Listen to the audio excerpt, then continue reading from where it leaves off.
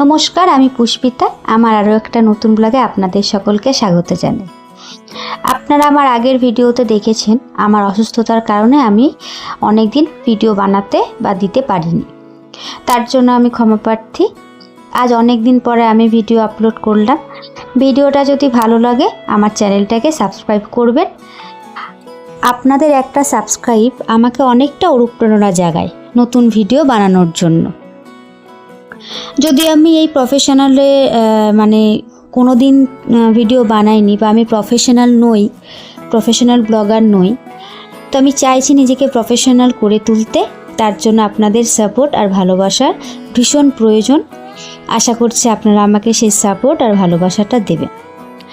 তো যাই হোক, আজকে শনিবার, হাজব্যান্ডের ফুল ডে ডিউটি আছে, তো দুপুরে আসতে পারেনি। সেই ভোর 5টার সময় গেছে, আস্তে আস্তে রাত্রি 9:30 10টা বেজে যাবে। তাই ভাবলাম ওর জন্য স্পেশাল কিছু একটু করি। তা যেহেতু শনিবার, তো আজকে ওর জন্য মাছ মাংস কিছু হবে না। তাই ভাবলাম কি করি, একটু ওর জন্য পনিরের তরকারি, ও খেতে ভালোবাসে, আর একটু ভেজ রাইস, যেটা আমরা ফ্রাইড রাইস বলি, সেটা করব। তা আমি এখানে পনিরগুলো ভেজে নিয়েছি। তার আগে আমি একটা সুন্দর মশলা তৈরি করে নিয়েছি, ওটা আমার সিক্রেট মশলা। যাই হোক, ওটা করে আমি পনিরটা ভাজতে দিয়ে দিয়েছি। তো পনিরটা ভালো করে সুন্দর করে ভেজে নেব। আর ওদিকে আমি একটু উষ্ণ গরম জল করেছিলাম। পনিরটা ভেজে যদি একটু উষ্ণ গরম জলে দেওয়া যায়, পনিরটা এত সুন্দর সফট হয় আর ভাঙেও না। অনেক সময় হয় না, তরকারিতে পনির দিলে ভেঙে যায়। তো পনির ভাজার পরে যদি আমরা একটু গরম জলে দিয়ে রাখি, মোটামুটি 1 থেকে 2 মিনিট দিয়ে রাখি, তাহলে পনিরটা অনেকটা সফট আর বেশ সুন্দর হয়, খেতেও ভালো লাগে, ভেঙে যায় না। ওদিকে আমি সবজি টবজি সব আগের থেকেই কেটে নিয়েছিলাম। বিকেলবেলা বসেই তো থাকি, বসে আমি কেটে নিয়েছিলাম।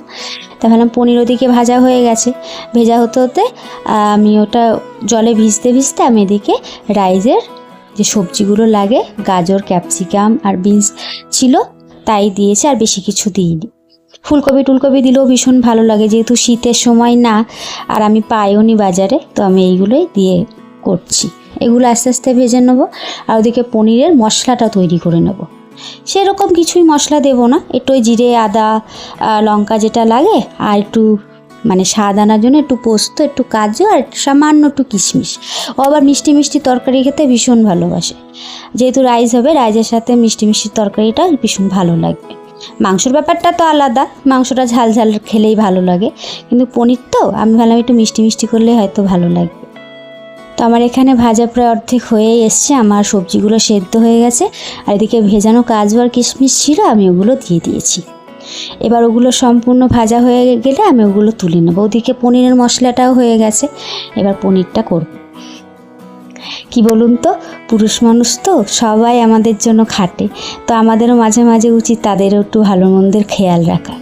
অবশ্যই রাখি, কিন্তু তাও মাঝে মাঝে মনে হয় যে একটু স্পেশাল কিছু করে দিই।